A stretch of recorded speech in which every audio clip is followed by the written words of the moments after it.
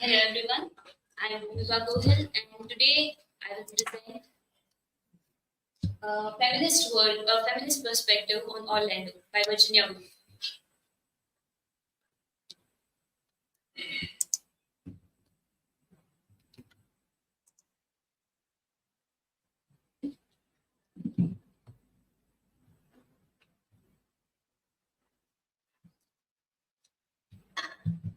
So we are interrogating gender constructs, a feminist analysis of Virginia Woolf's Orlando.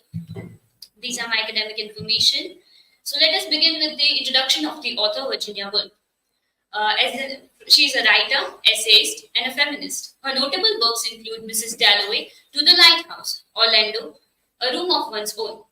The key themes seen in her works are modernism, feminism, and stream of consciousness. She is renowned for her innovative narrative techniques, exploration of gender identity, and contribution to feminist literature. This is one of her remarkable quotes that for most of history, Anonymous was a woman. That most of history, women were not allowed to write. And because of that, when the women written work were published as anonymous. Let me introduce you to the work Orlando.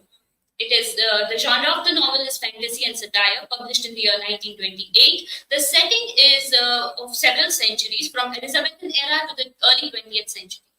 The plot follows the fantastical journey of Orlando, a young nobleman who lives for centuries and undergoes a mysterious transformation from male to female. The novel explores themes of gender identity, love, history, and the passage of time. The style is experimental narrative technique, including stream of consciousness and metafiction. One remarkable thing about this novel is representation of gender.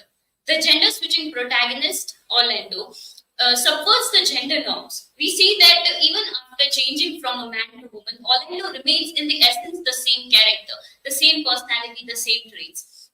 This idea aligns with the idea of gender performativity given by Judith Butler. That idea is that gender is not an inherent quality linked to biological sex, but something that is continuously created through action and behavior.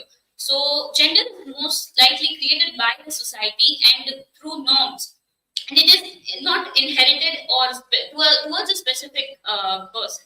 So, it's not a binary, but it's a spectrum.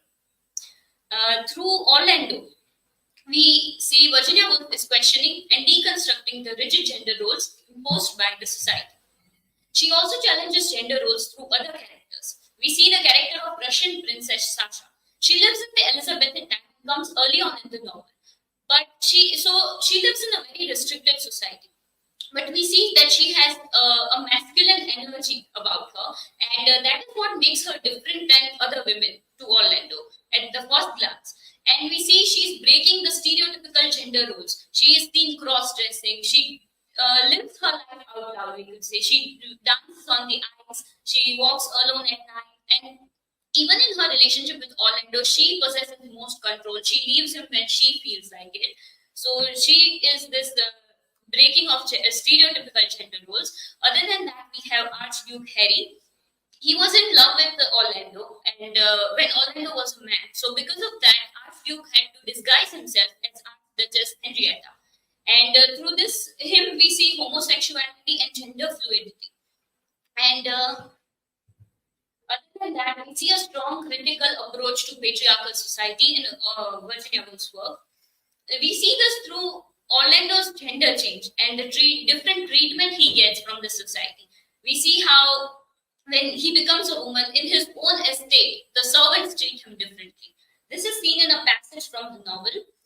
And I shall never be able to crack a man over the head, or tell him he lies in his sleep, or draw my sword and run him through the body, or sit among my peers, or wear a coronet, or walk in procession, or sentence a man to death, or lead an army, or prance down Whitehall on a charger, or wear 72 different medals on my breast. All I can do once I set foot on English soil is to pour out tea and ask my lords how they like it. So this shows the reality of being a woman of that time. And we see later in the novel Orlando breaking all these rules, and he is controlling and having some power again through disguises. Whenever he wants to roam around freely, he dresses as a man. When he feels like it, and when he wants to attend parties and all, he dresses as a woman. And so we see him living a more as an independent figure. Later, when he becomes a woman, he gets a proposal from Archduke Harry, and he rejects it in order to live an independent life. So, through this novel, we see the establishing of equality. Whenever we talk about feminism, the first thing people think is that it is about proving superiority of genders. But we must remember that it is not a competition. And Virginia Woolf is not trying to prove any sort of superiority. Both genders possess different nature and different characteristics. And in her study on feminist Orlando from a feminist point of view, Spanish scholar Pernas says that Orlando followed being a man and being a woman. For him, there were no limits between both sexes. It was a question of the essence of being equal in both sexes. Orlando behaved politely with the rest of the people, but not thinking if she was a man or a woman. She did not need a man to get engaged with, and she wears the clothes that she liked or enjoyed wearing at that moment. Other than that, we see that Orlando is a masterpiece work in celebrating women's creativity. Jane Tighe says in her article that Orlando is Virginia Woolf's attempt to rewrite history by tracing a lineage for 20th century women writers back to the liberating spirit of the Renaissance era. In Virginia Woolf's own word, we should be thinking back through our mothers. So Orlando can be said to be tracing of the female tradition in literature. And the gender changing protagonist, Orlando, living for over 350 years, explores how gender affected the experience and condition for writers across different periods.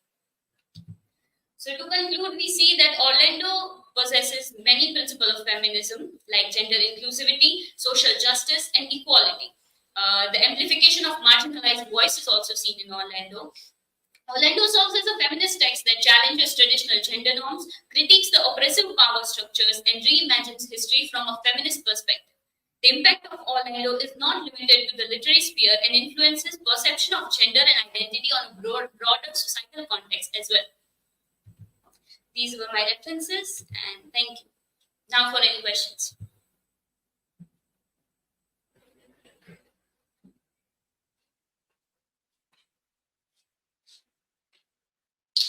Bhumi, how does Orlando contribute to ongoing discussion about gender fluidity, identity, and representation in contemporary literature and society?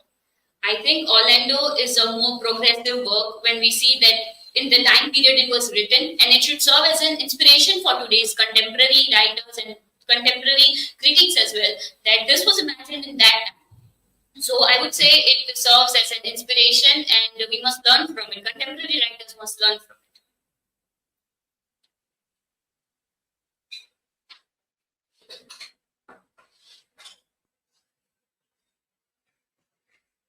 Bhumi, how did Virginia Woolf's exploration of gender and sexuality intersect with theme of LGBTQ identity in her works?